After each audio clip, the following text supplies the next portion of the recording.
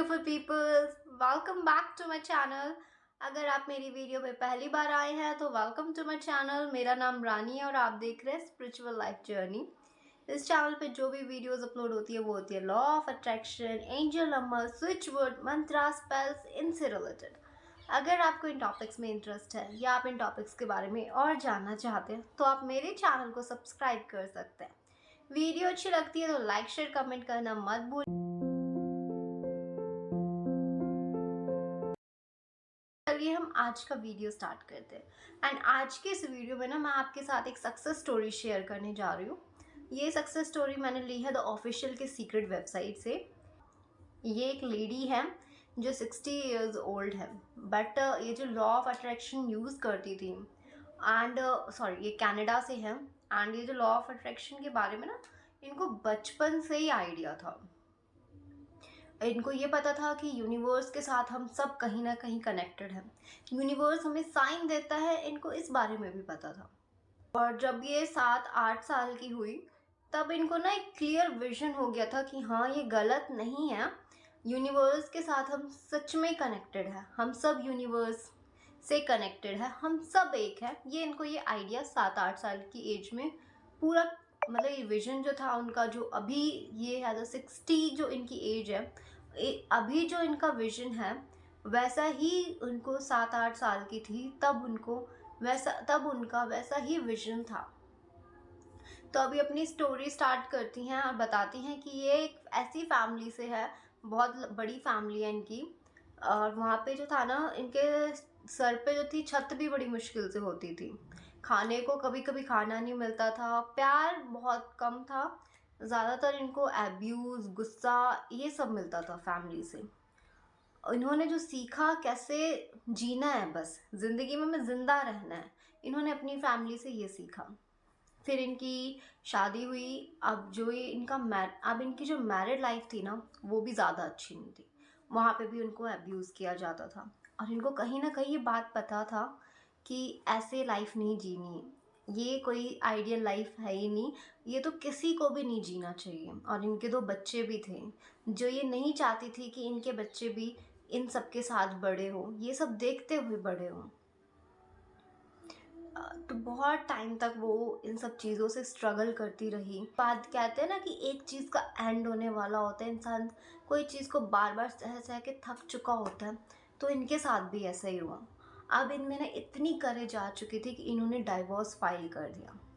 अब वो अपने हस्बैंड से अलग होना चाहती थी। जब इन्होंने डाइवोर्स फाइल किया तब इसी के दौरान उनको द सीक्रेट के बारे में पता चला। इन्होंने जाना, लॉ ऑफ अट्रैक्शन के बारे में उनको अप्लाई करना शुरू किया। बट अब 2 साल के बाद क्या हुआ, इनके जो 2 साल के अंदर इनके हस्बैंड की डेथ हो गई।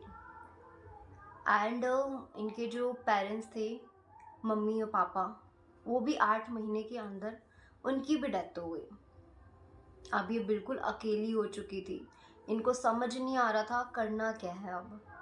और ऊपर से इनके हस्बैंड के जो डेप्थ थे, कर्जे थे, अब वो इनके ऊपर आ गए। अब ये पूरी तरीके से एक तरीके से कर्जे में चली गई थी। अब ये द सीक्रेट उन्होंने पढ़ रखा था, उसको अप्लाई भी कर रही थी कहीं ना कहीं, बट कहीं ना कहीं ये कुछ पॉइंट को मिस कर रही थी जो आगे इन्होंने स्टोरी में बताई है।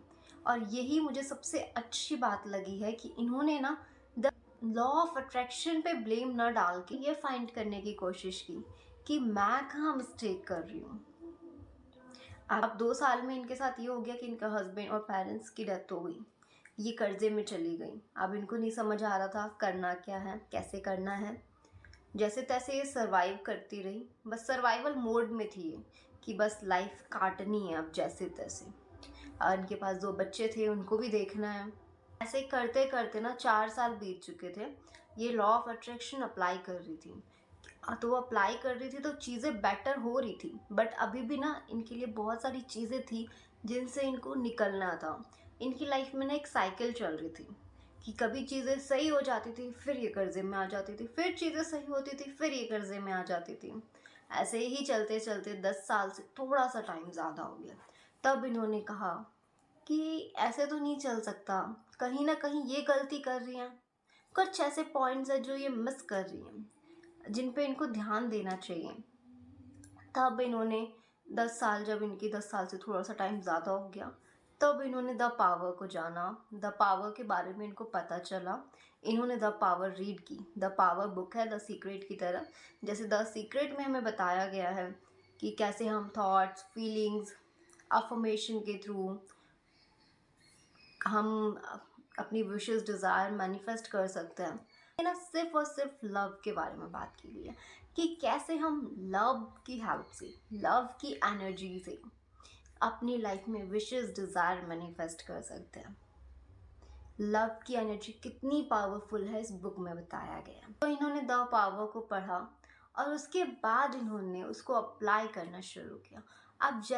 अब ये जो टेक्निक्स यूज़ करती थी ना पहले, वो करती थी विजन बोर्ड, मेडिटेशन करती थी, एक्सरसाइज करती थी, विजुअलाइज भी करती थी, बट ये ज़्यादा कुछ रिजल्ट इनको मिल नहीं रहा था।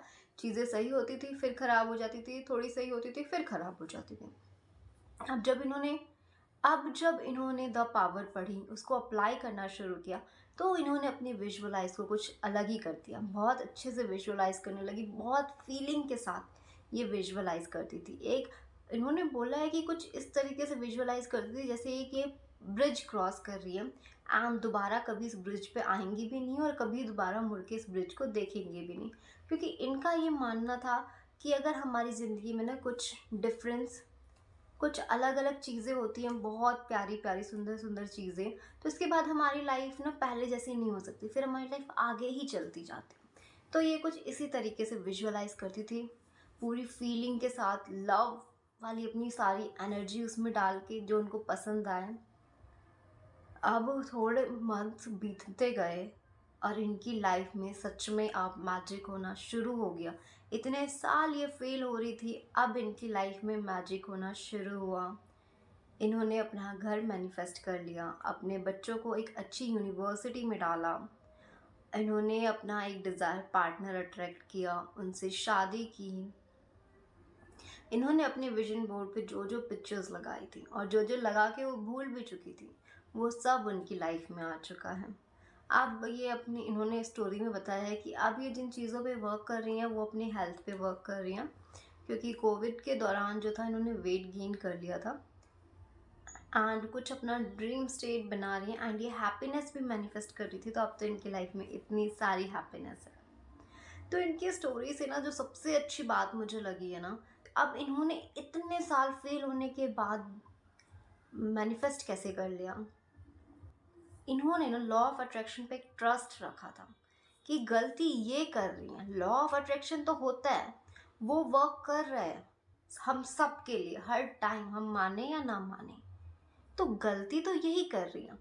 इन्होंने क्या किया, अपना ना रास्ता बदला। इन्होंने जिस रास्ते पे चल रही थी ना, मंजिल वही रखी इन्होंने कि इनको हैप्पीनेस चाहिए, घर चाहिए, बच्चे का अच्छा फ्यूचर चाहिए, अपने लिए डिज़ायर पार्टनर चाहिए।